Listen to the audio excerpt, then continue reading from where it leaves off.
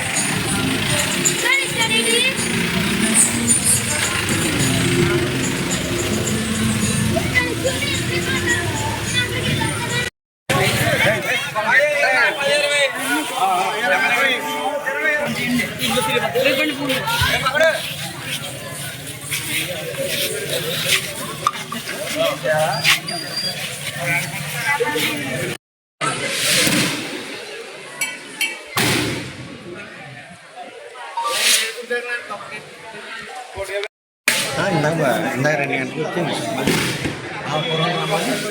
కదా.